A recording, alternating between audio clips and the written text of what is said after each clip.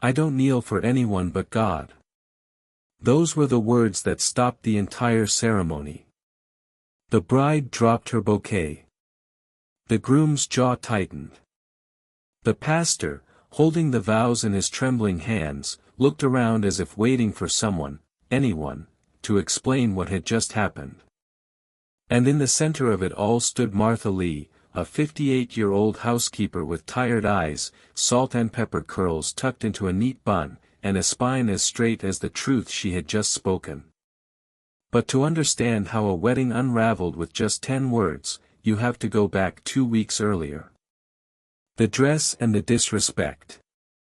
Martha had worked for the Hamiltons for nearly 20 years. They were old money, plantation blood disguised under Ivy League polish. Though they never said it aloud, Martha always felt the quiet weight of the color of her skin every time she stepped into their grand foyer. She cleaned, cooked, and raised their only daughter, Madeline, when her own mother was too busy hosting garden luncheons and sipping Chardonnay at 11 a.m. Martha was the one who held Maddie through chickenpox, taught her how to iron her first blouse, and stayed up late helping her finish her college applications when no one else cared to. "I love you like family," Maddie used to say. But now, standing at the altar in a satin gown worth more than Martha's annual salary, Maddie had forgotten the demand. 2 days before the wedding, Martha was ironing napkins when Maddie approached her in a flurry of excitement. "Hey, can you do me a favor? At the ceremony, we're going to have all the help line up as we walk down the aisle, sort of like an old Southern tradition. Just kneel as we pass by, like in honor or something. You'll be the first in the row." Martha paused. "You want me to kneel?" Maddie laughed lightly. "It's just for a minute. It'll look so regal in the photos. You know, like respect." Martha didn't raise her voice. Didn't shout.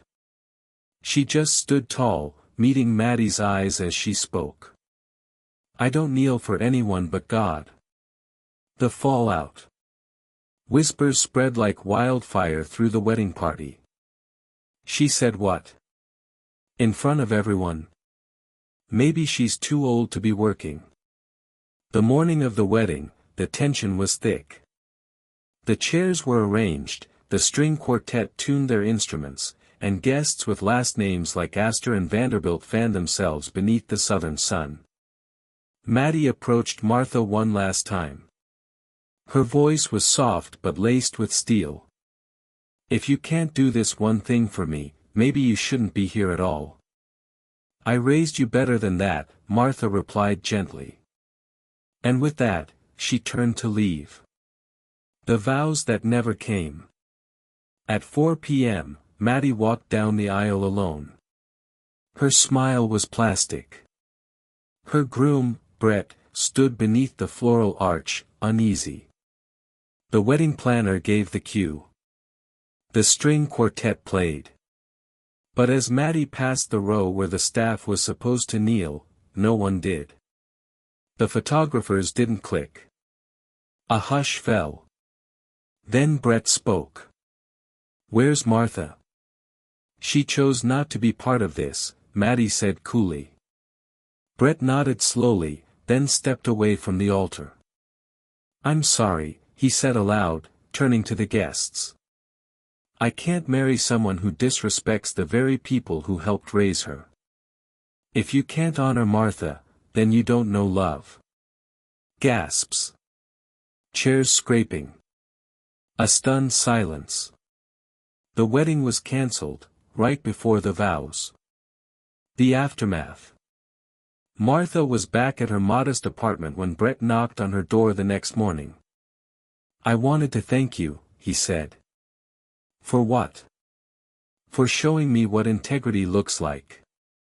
He handed her a sealed envelope. Inside was a handwritten note and a check with more zeros than Martha had ever seen. "I work in venture philanthropy," Brett explained. "This is a grant, if you're willing to start something. A school, a community kitchen, a mentorship program. Whatever you want. The world needs more Marthas. 1 year later. In a red brick building in Montgomery, Alabama, a group of young girls walked through the doors of the Martha Lee Leadership Academy, a space dedicated to empowering underprivileged youth with education, dignity, and self-respect. On the wall hung a quote in bronze. "You don't have to kneel to show respect. You just have to stand for what's right." And beneath it, a photo of Martha, standing tall, not just a maid, but a mentor, a mother figure, a mirror of quiet power. This wasn't just a story about a cancelled wedding. It was about a woman who refused to let dignity be dressed in servitude. About how one small act of self-respect can ripple through generations. About how we're all watching, learning, deciding, what kind of people we want to be. So next time you're asked to bow, remember. Sometimes, standing is the bravest thing you can do.